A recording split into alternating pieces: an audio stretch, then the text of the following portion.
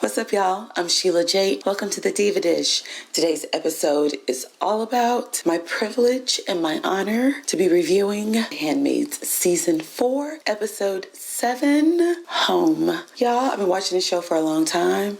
Did not have it in me to watch another season of June going back and forth, throwing herself on the fire, being Miss Save It, Fix It, staying in Gilead. This episode gave me all the get back, all the rage, all the, I'm sick of them doing me like this. It was everything. All right, so let's get into it. So the episode opens. June is getting off the boat, stepping onto Canadian soil. Mark Tullio is there with one of his colleagues, Maura and Luke. They so appropriately play Etta James at last, child, at last. June's at home, her new home. She claims asylum in the country of Canada, in Toronto. It's kind of like Whitsett, I guess. I don't know, but anyway, we're so glad she's not in Gilead. Okay.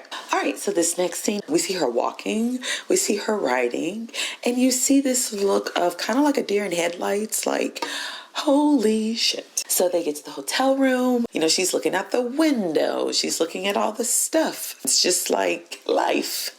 Luke is funny. He's like, so what do you want to do? You hungry? You want to eat? You want to change clothes? You want to lay down? You want to go to the bathroom? Yes.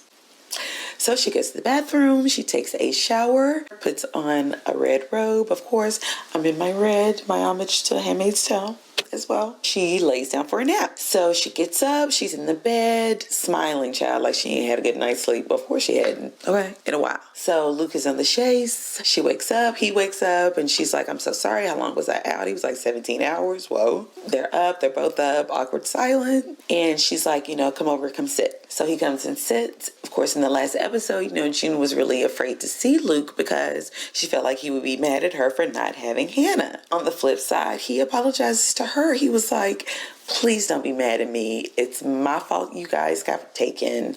I should have worked harder to find you. Please forgive me, because I don't forgive myself, which I thought was beautiful. Kind of letting her off the hook emotionally, from that guilt. So we cut to the next scene. We're back in the hotel. June's gotten dressed. It's her, Luke, and Mark is trying to get to that tea, child. And he starts off with saying, you're so brave. How did you do it? What motivated you to get all those kids out? She has this blank stare on her face, and we see the beginnings of her expressing her rage. She said, I did it because I knew it would hurt them the way they hurt us. So he was like, what do you mean? And he said, the Serenas and bitches in the blue dresses essentially took our children out of our arms, made us sleep with their husbands, then took those children, isolated us, put pins in people's lips, just maimed Janine, just awful. And she knew that would hurt them the way they had been hurt. She knew that Serena would get what she deserved. Finally, we would see hints, of course, of her contempt because Serena was a dirty bitch. But now it's like on a whole nother, I'm free to really express myself level. I'm here for it. All right. Mark is pressing for more questions, and Luke is like, look here. He can see her, shutting down. He brings her water. He's like, look, you're pressing too hard. I need to take her home so she can see our daughter, and we'll pick back up later. So Mark is like, no, if you don't get it when it's fresh, it's not the same. Memories tend to degrade. Luke was like, sir, I'm taking my wife home. And it's that on that. Jim was like, okay, not okay, child. So anyway, so we cut to, they're driving up, they get to her and Luke's home. And they walk in. Maura's there. Emily is there. Of course, Nicole is there. They cut to her being alone with the baby. And she was like, why are you so amazing? I know why you're so amazing because Maura and Luke are raising you. I just want you to know that me and your daddy, your first daddy, we love you. And I kind of felt like, at first, but that is it. It's Nick's baby child. So in this next scene, it cuts to Serena's devilish ass in the chapel. She's praying for basically forgiveness, praying that her sins will not pass on to her son. Mark Tullio comes in and basically she knows that June is there. He's like, your husband's been asking for you, since he found out that he's going to be a father. I'm hoping Mark is not being shady here, but that is left to be told. because he says to her, it would benefit the both of us if he would cooperate more. Basically, go see him slut. So, okay. So then they cut to Serena coming to see Fred. She's basically like, don't think this is meaning anything's changed. You're still basically the sperm donor, because that's what she told Mark. You know, he coming to her with all this Gilead, blessed be the fruit, watching over us, and all these adages. Okay. Then he cuts to the meat of it when she's about to leave, being all sassy and shit. He said, look here, I know that Offred is here, June. I know she's going to testify. And if we don't come together, she could say something that could mean we don't even get to keep our own son, biological son.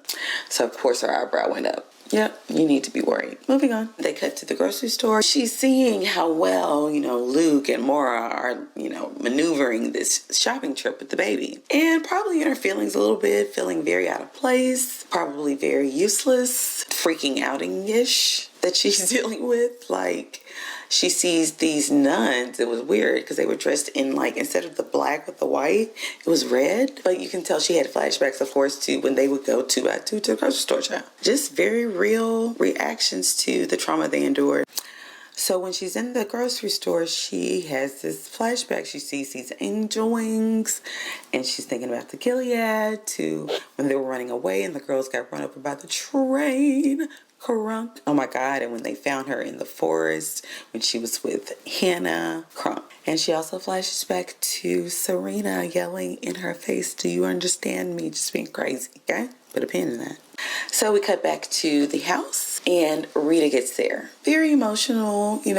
Rita was kind of like, Rita was her only friend, child, besides Nick in that house. So they're having this, powwow, handmade powwow or ex-handmade powwow, child. Thank God. So, of course, then June drops the question that's on everybody's mind. Has anybody heard from Serena? Not Serena, child. Serena? Y'all know who Serena is. Basically, it's because they didn't want to have to tell June that Serena was pregnant because they knew she would be hot. And she was. They said she's pregnant. Is it his? Yes. How do you know? Are they sure? Yeah. Rage. She ain't have on no red, child, but her face was red. She goes, fuck her. And they were like, yep, fuck her. We think about her. Ain't nobody think about Serena. You think about Serena? I ain't think about Serena, girl. Forget Serena. Moving on. So in the next scene, Maura's girlfriend, Una, who was over the humanitarian cause, comes over to see June, make sure she's okay. Maura chases her out, and she's like, now I know where your loyalties lie. You gave up on us when you decided to hide June. And Maura was like, girl, let's just start over. So, of course, she was hesitant at first, but then decided, okay, we can play. Moving on. And we cut back to the kitchen, and it's June and Luke. And, they're trying to get fresh, but was not there. Fumbling, uncomfortable. You can tell June was trying to push it. It wasn't there. Touching, she's having reactions that are based out of her trauma. And, he's apologizing. She's like, no, it's fine. It's just awkward. So the next thing we see, it cut to June in the bed. She's thinking about something. She's thinking about Serena. She's like Arya Stark with that list, child. But Serena is the only name on it. So she calls up Mark. Mark comes and picks her up and takes her to see Serena. June walks in. Serena's like, I prayed for this chance. I prayed for this chance. And I humbly thank the Lord for your visit.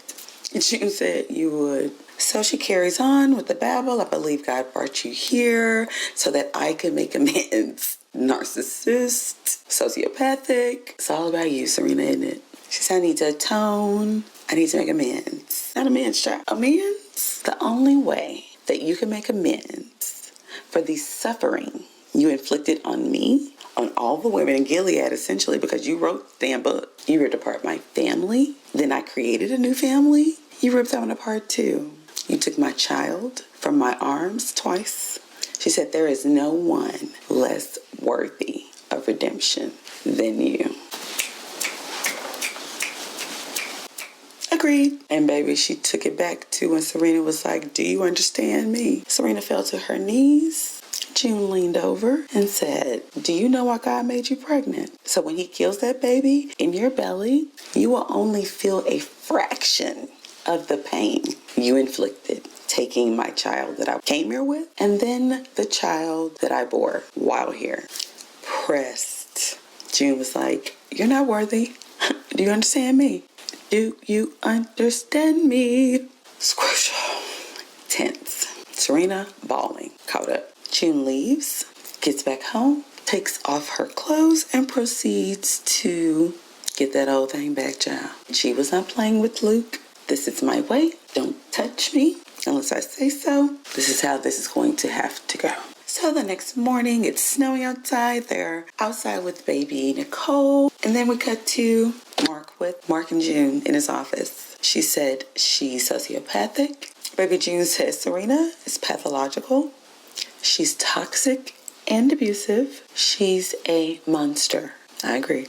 So Mark was like, well, what do you think drives her? Hatred and rage. Then we cut back to the very plush jailhouse that Fred and Serena stay in, child. Serena's coming to see Fred, tells him, I need your help. So what I think is that the bitch switch was just flipped on Serena.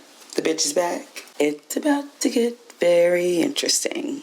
But I'm so satisfied with the fact that June is home. Can't wait to see what's next.